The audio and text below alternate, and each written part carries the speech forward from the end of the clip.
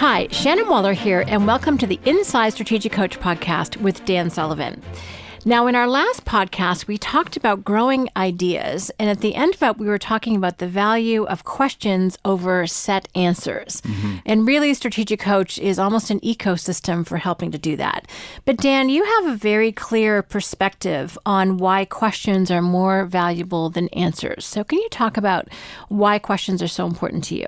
Well, I think the big thing, Shannon, is to differentiate right up front between what I call close-ended questions and open-ended questions.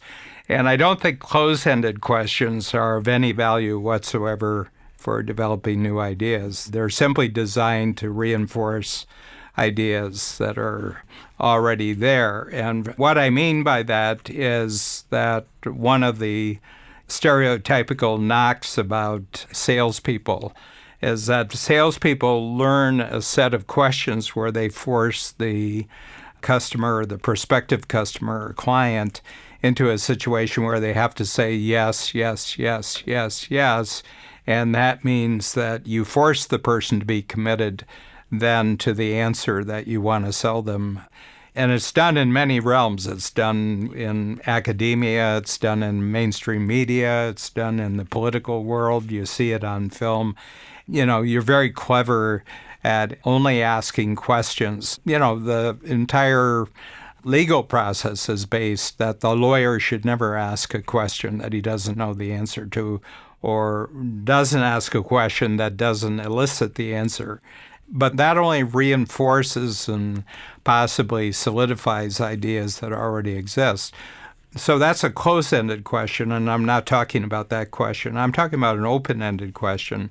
And the open-ended question is always where you put yourself in the other person's position and say, for example, one of my favorite techniques is you're in the present day and you said, Shannon, this is be an open-ended question. Shannon, you first came to Strategic Coach in 1991, and you've been there going on 30 years with Strategic Coach. If you had to compare how you're thinking about things today compared with how you thought about things in 1991, what are the three biggest insights that you've had over the last 30 years that have really made you into a different person? Okay. And you can answer the question if you want. I'm writing down my answer. You can answer the question if you want. I would like you to answer it because I want to just show the full asking of an open-ended question and then having someone actually answer that question.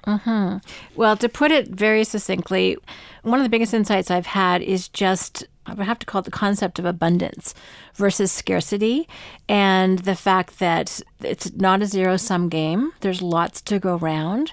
There's a lot more ideas where that came from, and that we can keep being creative and create all of the abundance, wealth, time, purpose, relationships that we want. So that would be one big insight that I've had. The other big insight, which may be my favorite, is unique ability.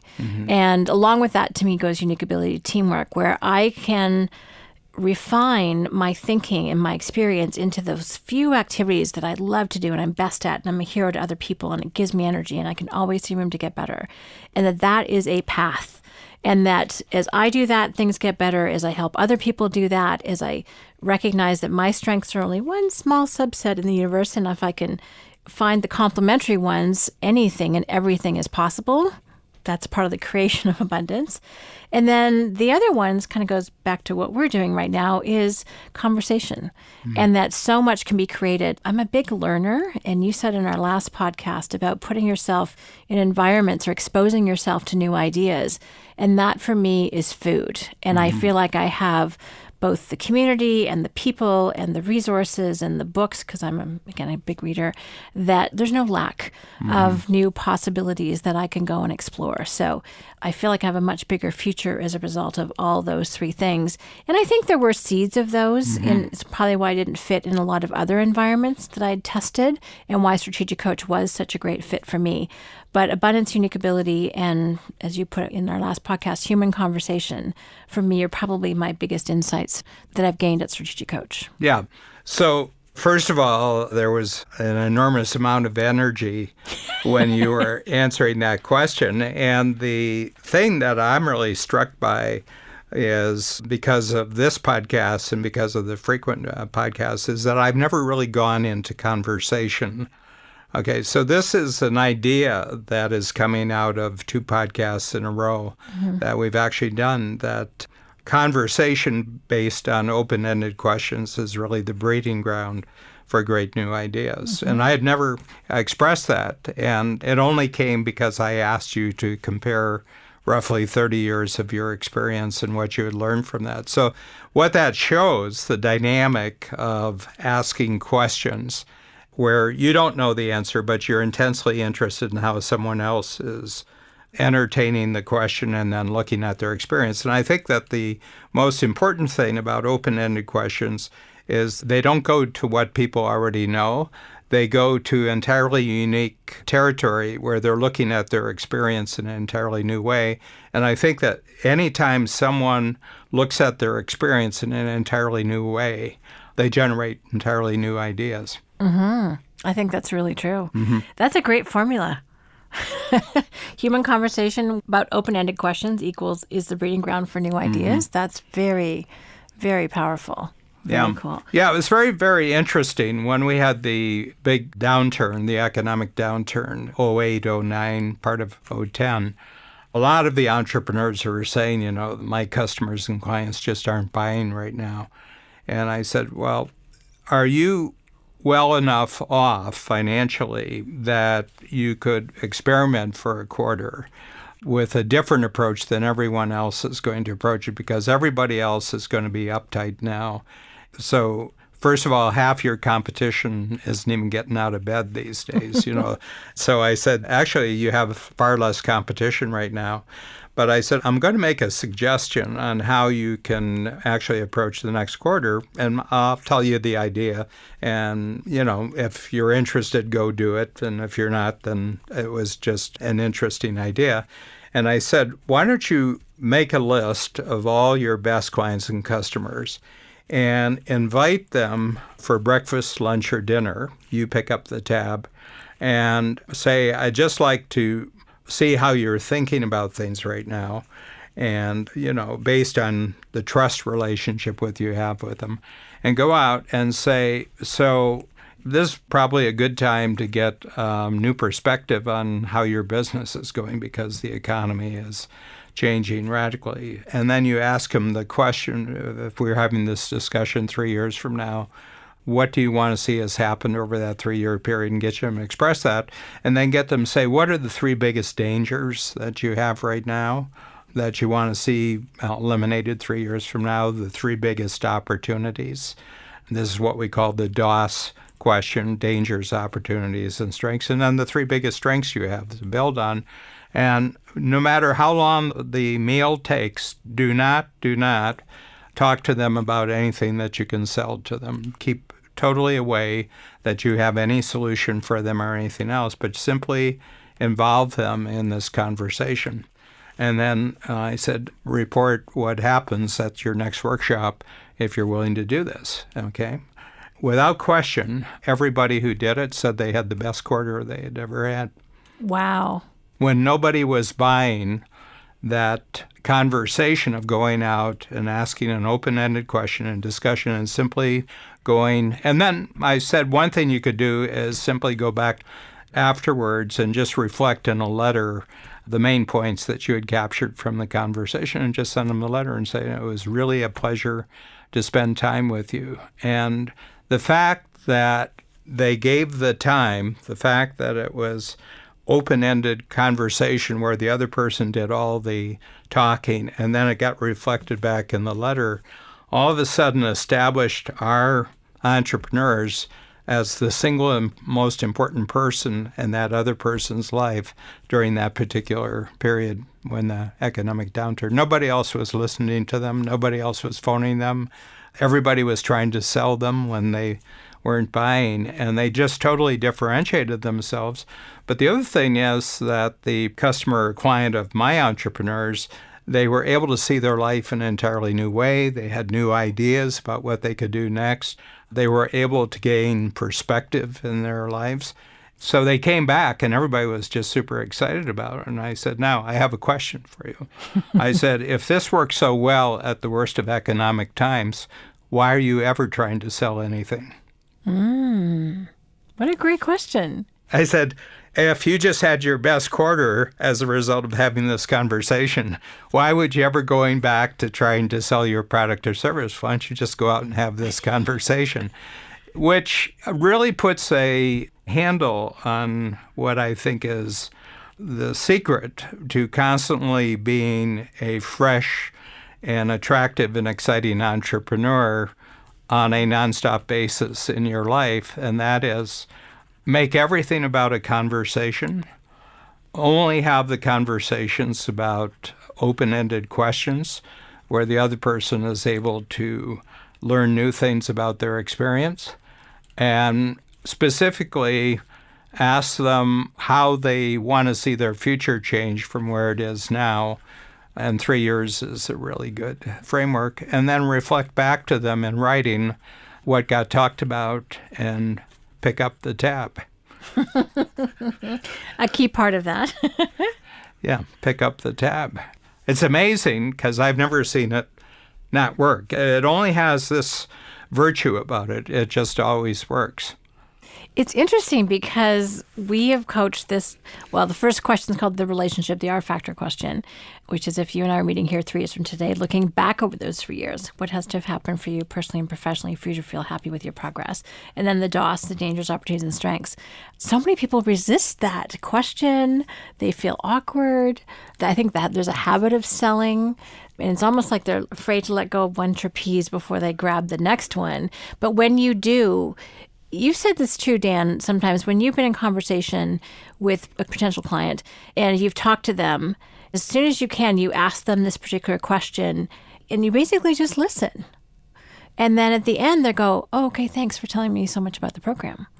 You make a really great point about that because you actually have told them an enormous amount of the program. What have you told them? Well, I've told them that the program is actually about them and it's not about me. And that's the answer that they were really trying to get a handle on. You know, if I give up these number of days of my life every year and I write this check and travel, in many cases, travel for the workshop, is the experience when I get there, is that going to be about the person who's the coach or is that going to be about me as the entrepreneur? And by asking an open-ended question and then just allowing them to talk about what's on their mind, essentially answering their question that what's happening right now is what's going to happen when you come to Strategic Coach.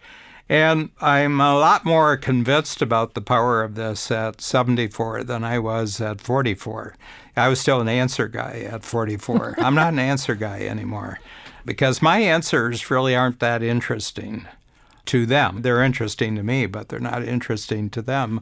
What's interesting to, I think, anyone who qualifies as one of our target entrepreneur, you know, they're talented, they're successful, and they're ambitious. I think that the answers that they really want is their own uniquely new answers based on seeing their own experience in a uniquely new way, and I can trigger that. You most definitely can. I'm trying to think of how many open-ended questions are in Strategic Coach. Yeah, well, there are no close-ended questions in the Strategic Coach. You know, we don't get people to memorize anything in the coach. We don't get people to memorize definitions. The only thing that I've come close to asking people to memorize is the actual wording of a question. Like the R factor question? Like the DOS question. And even there, I said, well, you know, it works better if you don't have to think about it.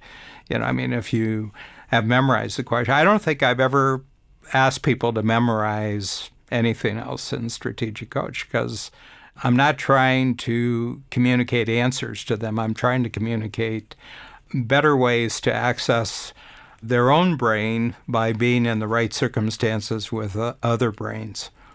I just love everything you're saying because it's such a great way to describe A, what you do, and B, what the program does. Mm-hmm.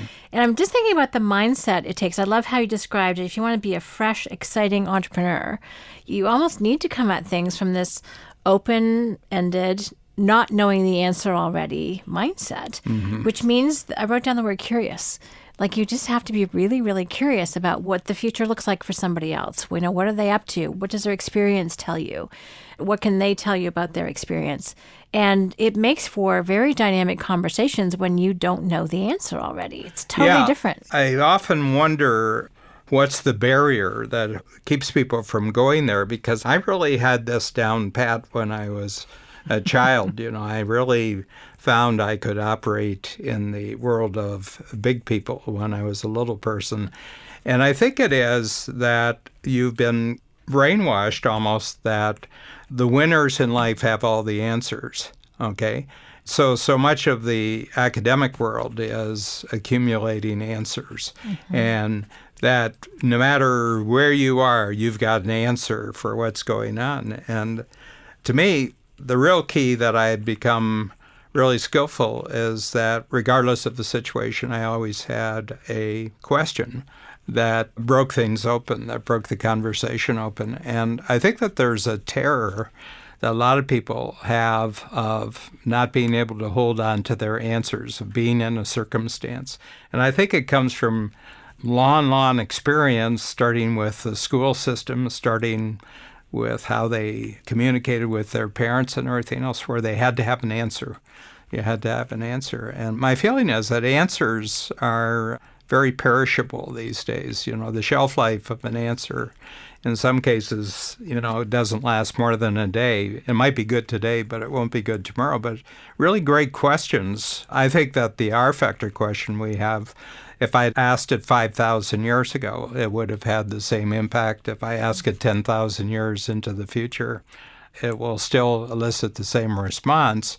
So my feeling is stockpile things that don't wear out, stockpile things that are always fresh, stockpile things that always produce great results. Don't stockpile things that are going to wear out in a month, a week, a day, or an hour, because then you're constantly worrying about running out of gas. You're worried about being left behind. You're worrying about being bypassed. But people who ask great questions are always up to date and relevant. Well, it's interesting, Dan. I'm thinking about our clients who come to you with life-changing situations, relationships or selling their businesses. As you said, you have a key question. And they're like, kind of snaps their head around. I've seen they're like, oh my gosh. And you cut right to the heart of the matter in terms of what the essence of the situation is.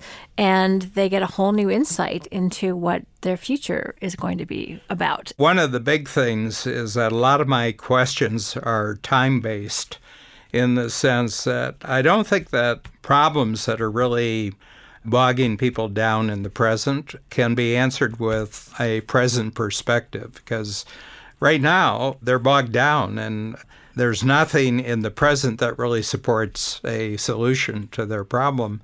And you have to move them out of the present into the future. And I found that 3 years is really a great way. And I simply say, well, okay, let's move ahead, not where you are right now, but let's move ahead 3 years from now. And I said, so 3 years from now, if we were looking back from 3 years, what has to happen in your life, not in relationship to this problem, but just in relationship to everything. And by not zeroing in on the problem, you're not reinforcing it. And by going into the future, you're giving person some perspective. And then you're talking about everything going on in their life, not just this one thing.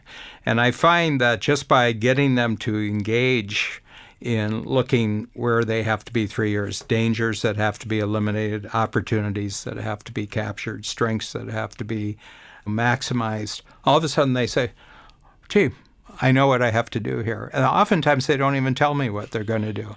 And to tell you frankly, I don't really need to know what they're going to do. The only thing I need to know is that they've restored perspective to their present way of looking at things. And now where they didn't see any way forward, they want to get going as fast as they possibly can.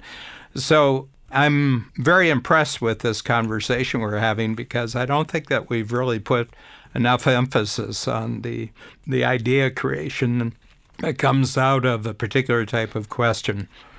I agree, Dan. We haven't really delved deep into that. And one of our clients describes Strategic Coach as an entrepreneurial ecosystem. And I would say of open-ended questions and human conversation, which generates all these incredible ideas. So kind of a nice way to sum up what you've been doing and how you put it into a structure that really works for all of our clients, because they get asked that question, they get that restored perspective every 90 days. But then you also equip our clients with questions that they can go out and do that for their clientele. I'm really struck by how much this is central to the DNA of Coach, is that it's all about what's going on in our entrepreneurial clients' minds, not what they're thinking about what we're thinking, but what are they thinking about what they're thinking. And I just had an example this current quarter, and this is at the 10 Times program with a lot of clients who are actually going on to the Game Changer program. I just have this little exercise where I say, write down your gross income for your company for the past year, dollars in, and let's say it was $15 million. And I say, okay, that's last year. Now I want you to multiply this by 100. And I want to tell you that the correct answer at the result of this has the word billion in it.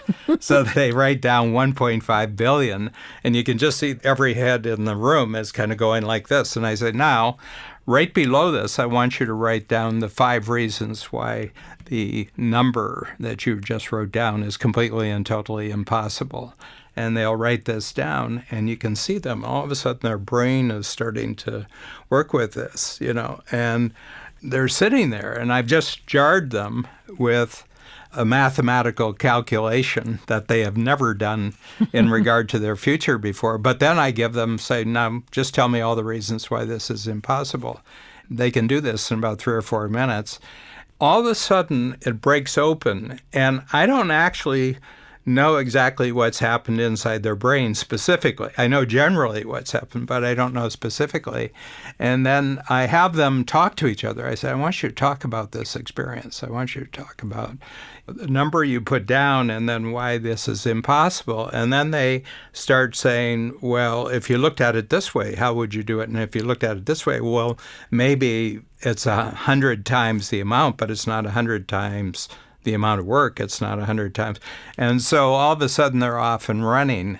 I was designing this entire exercise, and I drew the whole exercise in about a minute, but I've been so through the process, going back more than 40 years since I started coaching, but almost 30 years since we started the workshop program, where I've taken people through questions where I just let them have the answer that came up. And it wasn't for me to know what their answer was. It was for them to know the answer. And all of a sudden, new ideas came to them, new possibilities came to them. And that's really the essence of Coach, is that we get them to think about their thinking in a way that they generate entirely new futures, entirely new possibilities, and entirely new capabilities for actually getting to those futures. And all we have to do is ask a question or get them to do some sort of thinking that breaks things open.